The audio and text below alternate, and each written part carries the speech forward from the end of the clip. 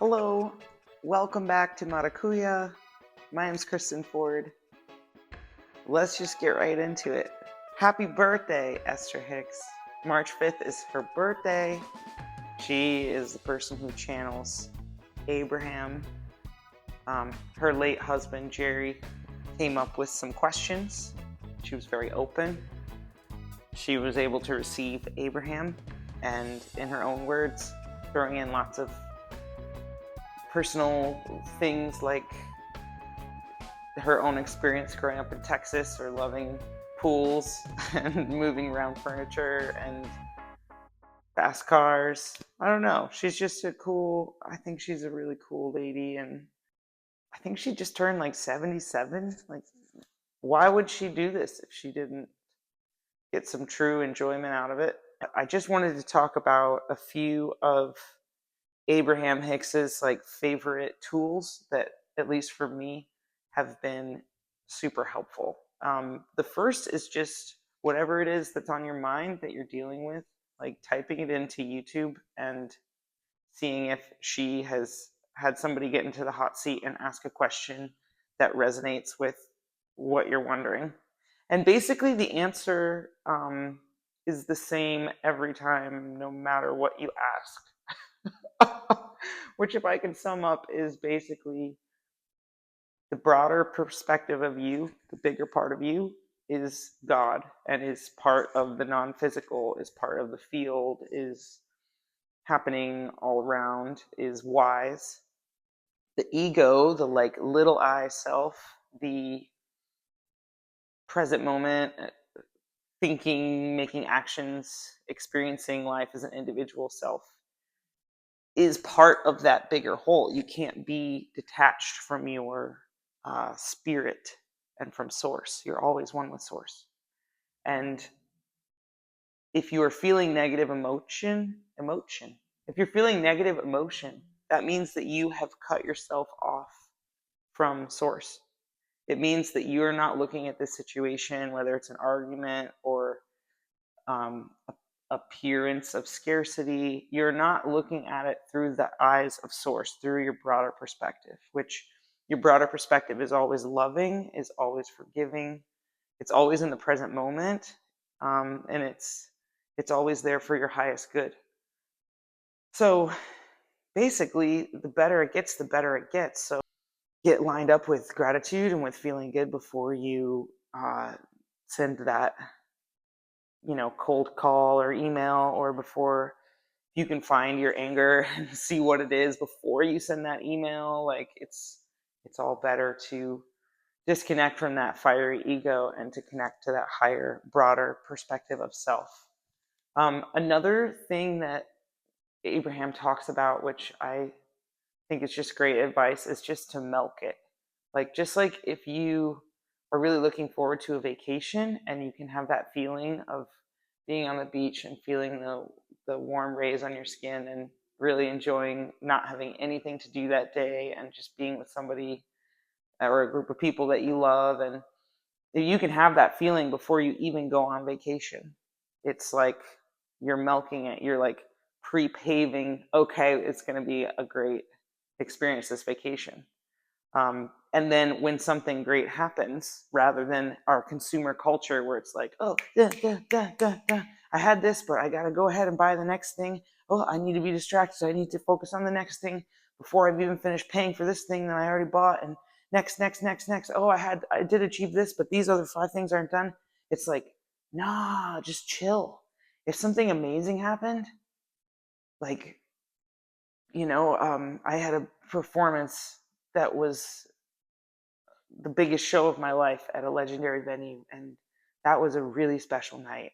And I have that feeling, which I can tap back into that feeling and feel gratitude and feel accomplished and feel successful. And all of those feelings that I experienced in that night, I can experience them again. I can milk it. So it's like just working the wins as much as you can, and remembering the things that happened that were just great synchronicities or big fantastic moments. And then it's the opposite is true when it comes to um, the failures, the things that didn't make you feel good, the dead ends. It's like, don't reactivate all that stuff. Just go super general. Everything that you've experienced has led you to this current moment. Everything is working out. Everything is working out. And if you're having like a super shitty day, I talked about it in an episode earlier. It's like, just chill out, just go general, just try to not be too marinating in the specifics. But that's not how we're taught in school to deal with problems. That's not how we're taught in looking at the media and looking at plots of TV shows. It's all about conflict. It's all about, what's the conflict? I gotta fix it. I gotta get in there. Or like the news is like everything that's wrong with the world. And that is the exact like opposite. If you actually want to solve your problems, Abraham Hicks says you can think about, say you have like 7 aspects of your life and 6 are going great. If you focus on those 6 that are going great, that 7th one will come into alignment. But so often we say like, oh, everything's great, but my finances, I really got to work on my finances. I'm going to think about lack. I'm going to think about worrying about this one thing. And then it's like, but you could have focused on how you have amazing health, or how you are completely inspired by, um, your art, or these people that you're around, or your relationships. Or it's like, there's other things you could put your focus on so that your vibe and your mindset is like high vibe. Speaking of high vibe, she talks about the high flying disc, where it's kind of like, is as soon as you wake up in the morning, it's easier to get on that high flying disc. I'm amazed at how many times I get into a day that for some reason is stressful or is hard, and I'm banging my head against the wall trying to feel better and trying to fix things, and it's honestly not possible to fix in the moment. But after a good night's sleep, where now I'm using Neville Goddard's teachings to, anytime I fall asleep, I'm envisioning living in the wish fulfilled. I'm walking through my dream house, touching objects. I'm smelling the ocean. I'm holding the trophies. It's like, it's real, it's tactile. You fall asleep, you wake up the next day. It's so much easier to get on that high flying disc, and the problems aren't as apparent early in the day. And I recommend meditation first thing in the morning. You can find your own practice of what works for you. But before you check your phone, before you run off to like worry about problems or start talking to somebody about what was going on yesterday, just be quiet, be in yourself, keep that phone in airplane or do not disturb, and um, meditate. And then I really love to listen to these miracle tones, or sometimes that's the name of the artist on Spotify, or sometimes like singing bowls, just like ambient good energy. And I have a journaling practice where there's this like little gratitude journal, or just writing things out in the day that I am grateful for. That's another one of Abraham's um, toolkits. Is, she says, just make a list of positive aspects, like, and it can be super general, like, I so appreciate that there's electricity in this building, and I so appreciate that somebody designed this tripod so I can put my phone on it, and I appreciate that somebody invented YouTube, and I appreciate that every single person who found this video found it, and I'm so glad that I'm healthy, and I'm so glad that the sun was shining today, and I am glad for my dogs, and I'm glad for food in the fridge. And it can go on and on and on and on. And you can also be thankful for things that you don't have yet, but you just are trusting that you are there. Like, I'm so grateful for that promotion at work. I'm so grateful now that I'm blank. I'm so grateful now that I'm blank. And feel it. Don't be reaching for it, because just feel it. And then sometimes it does generate really good feelings. So yeah, I like to wake up, meditate, some journaling. Of course, there's coffee going on, which, even drinking the coffee, it's like, I appreciate the taste and the smell and everything. Maybe my lovely wife made it for me. And like, there are just my morning ritual. I love it. And then I like to usually get a workout in earlier in the day. If possible, seems better than later, so you have that good feeling dopamine. Or getting outside in nature. Abraham Hicks says, go outside every day, no matter what the weather is. And I do think that just getting out in nature, walking, moving your body. Uh, I spent some time with my grandmother when she was later in her life, and I remember one time we took a walk, and she was just looking at the flowers and the bushes and the trees with such intensity, almost like a little child. And I really had to force myself to slow down to take this walk with her. But since she's now passed on, I mean, I remember that walk and I remember her attention to detail very, very vividly.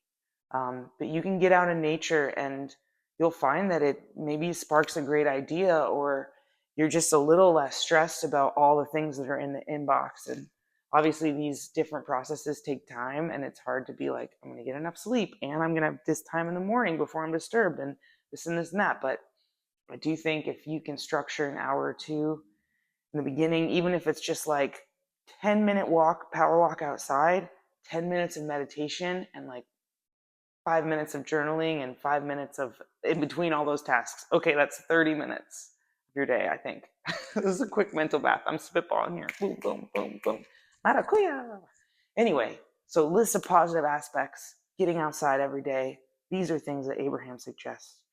Another thing that she talks about is what she calls a focus wheel, where you put like your problem in the middle. Say the problem is like, or it's not necessarily a problem, but something you feel like your energy could be better about. Say it's a coworker that you're just not sure you're getting along with them. You put their name in the center of it, and then you draw like a wheel around it, and then you do a little spoke out, and you say, okay, what's one positive thing? They wear deodorant at work. They've never smelled bad at work. You could write something like that. Or I do appreciate they return my emails on time. Or they always actually seem honest. Or I don't have to spend my entire day with them. I do think they have a good heart. Like just whatever it is, working yourself to a better place. I do this exercise with money a lot where it's like, okay, maybe this feeling, oh, well, there's not enough money. But then if you look at, oh, but I have, like I have a car, I have a place to live, I have enough food to eat. I mean, very soon it's like, oh, okay, oh, I enjoy doing this for work. I was paid for this before. There have been times when I got money I wasn't expecting. And all of a sudden you can just sort of like juice it up until you're like, you know what? I'm feeling a little bit better about this. I'm feeling in a more centered place. And I think it's also about like pre-paving. So if you know the first of the month is coming up and you're going to be nervous about some bills, maybe do some pre-paving about all the things that your bills are going to go towards, like why you're grateful for those things and how that energy is just moving, and it enables you to have more energy coming back, perhaps in the form of money. Everything you're spending out, it's going to come back 10 times. Why not? Wouldn't that be lovely? Yeah, so it's Abraham Hicks' birthday. Well, it's Esther Hicks's birthday. She channels Abraham. I wanted to hear them like live, and I wanted to get in the hot seat, and I raised my hands a bunch of times, and I was unable to, or I never got called on. Also, I would recommend, of all the books, Ask and It's Given, I think is like it's sort of like the cornerstone book. And I find it actually like her answering questions to be a little bit more accessible than the writing of the books, which is really like kind of like hard ass. It's like, it's very direct and to the point. And I think it's more conversational when you get into these questions and answers at the live seminars. But anyway, I went to this seminar in LA and I did get a lot of really great information, and I was a bit disappointed that I wasn't called up, but I was like, at least I've been in the same room at the same time as this amazing, impactful person in my life. And then it was a few months later, no, maybe 2 years later, I don't know, that she was doing like an Abraham Now webcast. And the price was not as much as some other things. And I think I had like some money come in I wasn't super expecting. And I just thought, you know what, it would be really fun to ask Abraham a question, and it would be fun to go to this webinar. So let's just see what happens. I'm going to go ahead and submit. And I just had a good, easy feeling about it. And then the night before, so I submitted my video before the deadline. The night before, I went to sleep imagining what it would feel like to have Abraham respond to my question. I fell asleep in the wish fulfilled and the feeling of it.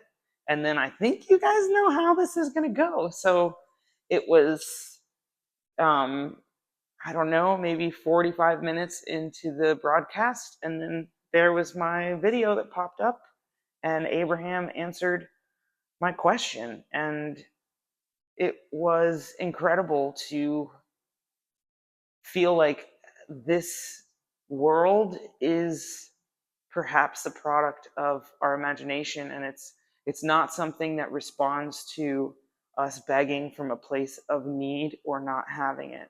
It only comes from an easy, it's all good, if not this, something better. And it is so much fun to enjoy your way to the manifestation. When you get the manifestation, it's fucking awesome. It feels great.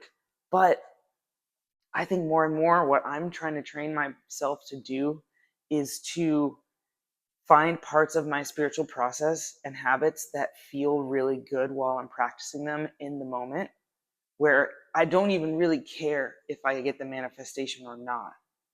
I figured, you know, what really sold me on doing the Abraham Now was they said that Abraham would listen to every single question, but only choose a few. And I thought, you know, if they don't choose my question, at least they'll have heard it. And that's really cool. And I'm sure I'll get something out of the other answers. So it was like I asked, I had complete belief, and then I let go, I let it in, and the universe delivered. So I think in another video, we can get into what I asked them and what their response was. And just so grateful that Esther Hicks had a wild ride, just being kind of a normie. And then, you know, she was like divorced and remarried and had different careers and bounced around. And I think her humanness is something that I love so much about her. And um, then to have to kind of come to terms with this sort of weird ability to channel Abraham has changed my life. It's, let me know if it's changed your life. Like, drop a comment. But I think she has a lot of great processes and a lot of great wisdom. So feel free to check it out. And just to sum it up, get on that high flying disc in the morning, meditation, lists of positive aspects, focus wheels if you're feeling not super stoked on something, maybe can clean you up a little bit. Reading books, going super general, like chilling out more, and then get on YouTube and type in whatever it is your problem is. I mean, they've probably spoken to thousands of people and answered thousands and thousands of questions, and the answer is all the same, which is that you're loved, you're not going to get it done, you need 20 lifetimes to do all of the beautiful things that you could do, but you might as well enjoy the one life you got. It's happening right now. All right, love you guys.